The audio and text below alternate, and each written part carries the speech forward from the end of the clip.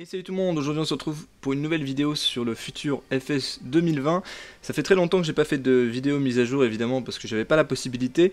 Je vous referai une vidéo complète par rapport à ce qu'on sait de nouveau parce qu'évidemment le développement a continué. Mais aujourd'hui on va se pencher uniquement sur quelque chose qui vient de sortir, c'est les spécifications PC qu'il faudra pour FS 2020. C'est une question qui m'a été demandée énormément donc j'ai décidé de faire une vidéo rien que sur ça. Et je vous ferai sur une prochaine vidéo un petit peu les grosses étapes qui sont apparues sur les 4-5 derniers mois parce que ça fait à peu près 4-5 mois qu'on n'a pas fait de vidéo update par rapport au développement d'FS 2020. Donc je vais vous afficher maintenant le tableau des spécifications qui nous ont présentées.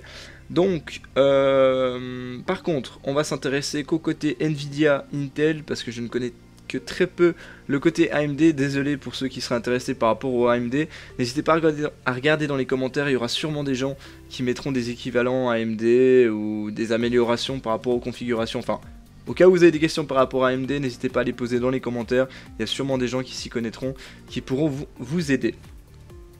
Nous ce qu'on va faire évidemment, moi je suis pas un professionnel des PC, ce que je vais vous proposer c'est des versions un petit peu améliorées de ce qu'ils proposent, un petit peu avec des produits aussi plus à jour et en vous donnant à chaque fois une grandeur de prix, environ à quel prix vous pourriez avoir un PC pour faire tourner FS 2020. Encore une fois je peux me tromper, n'hésitez pas à regarder dans les commentaires, si je fais des erreurs elles auront été sûrement relevées et je ferai sortir les commentaires au cas où il y a des erreurs, je les marquerai dans les commentaires, donc n'hésitez pas avant de vous lancer dans un PC à regarder les commentaires parce que bah, évidemment je peux faire des erreurs, je suis pas du tout dans ce milieu là.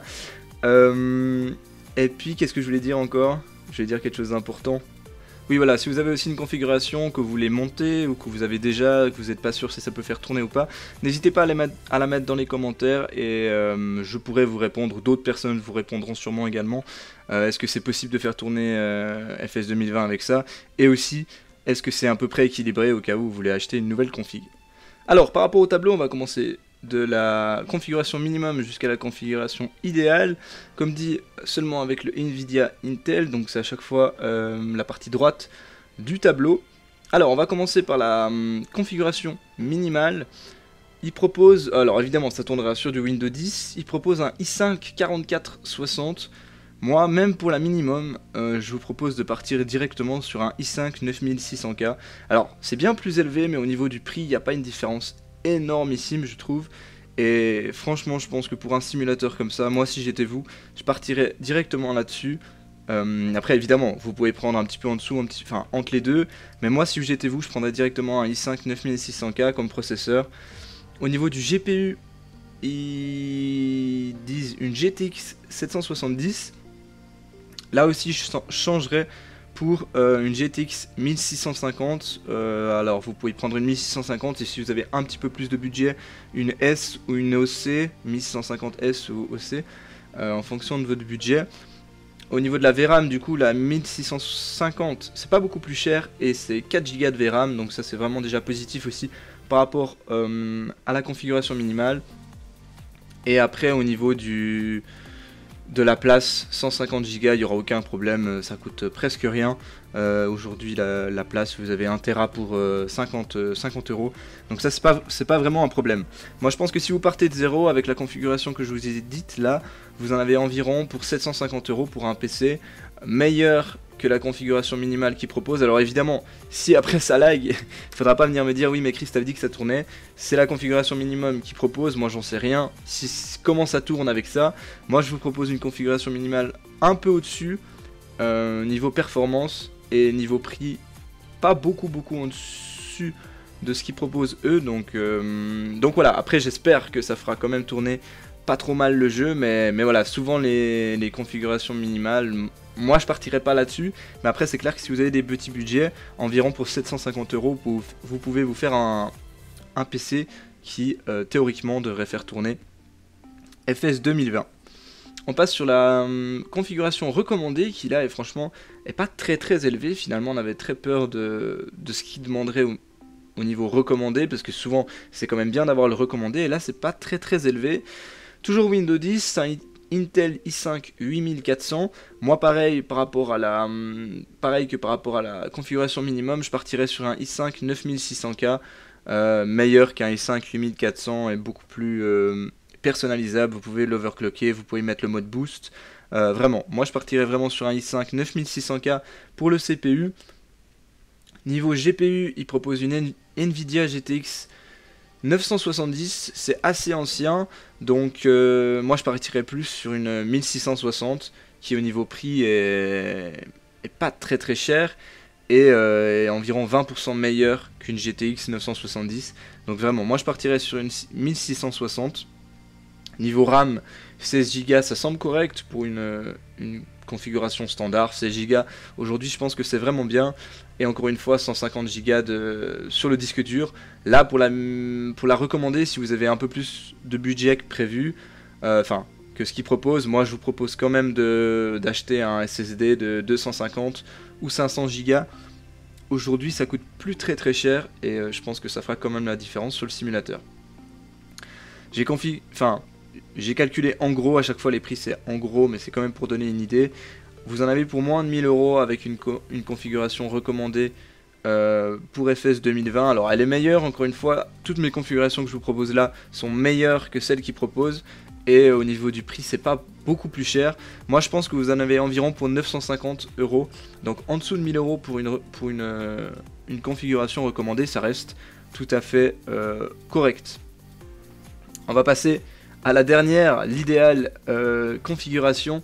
Toujours sur du Windows 10, donc là on est sur du gros calibre.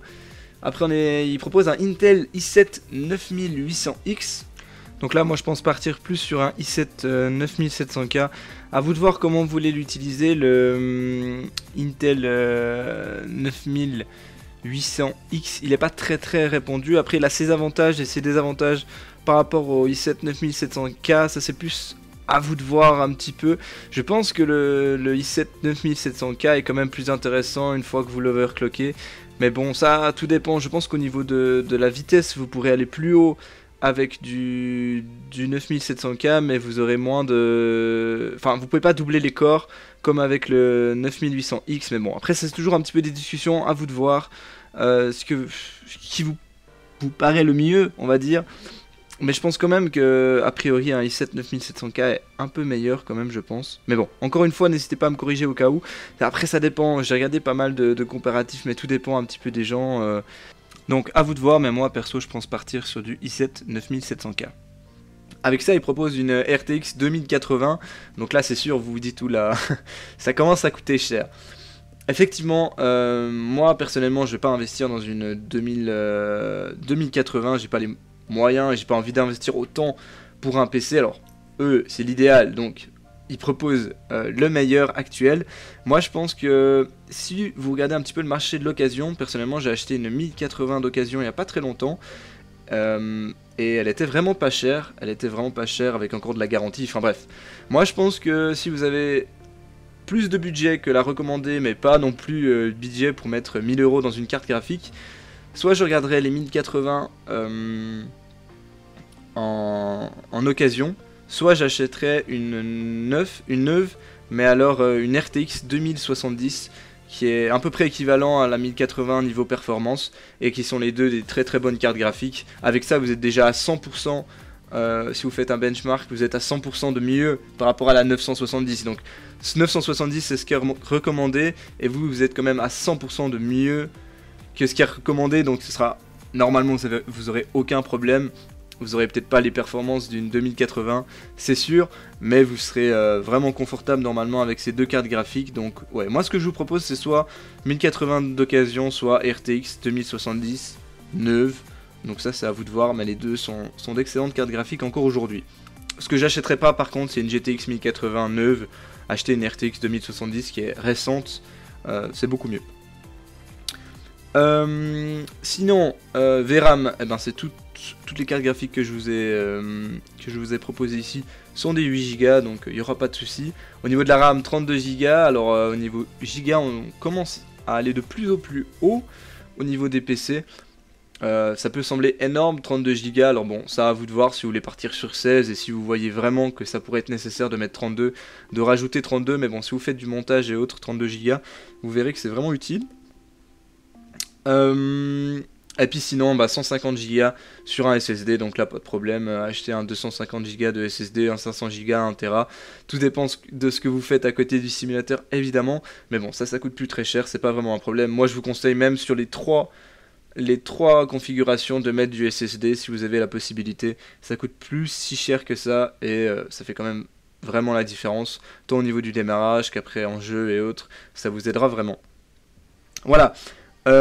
Pour l'idéal spec, moi j'ai calculé environ 1600 € si vous prenez une RTX 2070 neuve, et après si vous voulez le best du best, vous prenez une RTX 2080, vous pouvez même prendre encore un i9 9900K, sauf erreur c'est un 9900K, et là vous serez au top du top, mais là vous êtes après à des configurations à plus de 2000 €, donc ça c'est à vous de voir si vous voulez le faire ou pas. Personnellement, beaucoup de gens m'ont demandé qu'est-ce que tu vas faire pour FS 2020. Personnellement, j'ai déjà une GTX 1080, comme je vous ai dit tout à l'heure. Donc celle-là, je vais la garder. On verra comment elle subit le choc, mais je pense que ça n'a pas vraiment un gros problème. Ça reste quand même une excellente carte graphique. Au niveau du processeur, moi j'ai toujours un i5 4670K qui a en tout cas 5 ans. Et du coup, celui-là, je vais le mettre à jour, je pense. Je vais profiter d'FS 2020 pour le mettre à jour avec ma carte mère, évidemment. Et je vais prendre ce que je vous disais tout à l'heure, un i7 9700K, qui est vraiment un excellent processeur. Je trouve que voilà, j'ai pas l'utilité de prendre un i9. Un i9 c'est encore un autre budget, donc je vais rester sur du i7 9700K qui est vraiment excellent. Comme dit tout à l'heure, vous pouvez le mettre en mode boost très facilement, ça vous permet d'avoir presque 5 GHz très facilement, donc c'est vraiment un excellent processeur. Au niveau de la RAM, j'aurai 32 Go de RAM, je serai également sur du SSD, donc voilà, la seule chose qui change un petit peu c'est plus comme dit la carte graphique, j'aurai pas de RTX 2080, mais je pense pas que ce soit nécessaire en soi.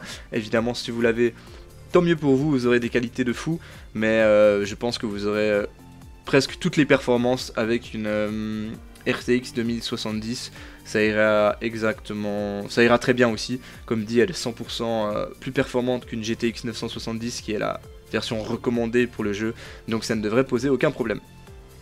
Voilà, on arrive à la fin de cette petite vidéo sur FS 2020, j'espère que pour ceux qui auraient envie de monter une configuration pour ce jeu, ça vous aurait aidé un petit peu. N'hésitez pas à poser vos questions dans les commentaires, à mettre aussi vos configs si vous voulez d'autres configs. Évidemment plein de choses sont possibles, c'est pour ça que là je vous ai proposé juste quelques produits très connus, disons aussi, c'est aussi le standard, c'est des produits très connus dans lesquels voilà, vous pouvez y aller un petit peu les yeux fermés, mais voilà, n'hésitez pas à mettre vos configs, plein de choses sont possibles. Comme dit, il y a aussi tout le côté AMD, mais le côté AMD je connais très peu, donc je vais pas vous en parler pour dire n'importe quoi. Donc voilà, si vous voulez plus du AMD, n'hésitez pas à écrire un commentaire et il y a sûrement quelqu'un qui vous aidera. Donc voilà, on se retrouve très bientôt pour une nouvelle vidéo sur FS 2020 par rapport encore une fois à l'avancée du développement, mais cette fois seulement dans le jeu. Et puis voilà, moi je vous dis à très bientôt, allez bye bye.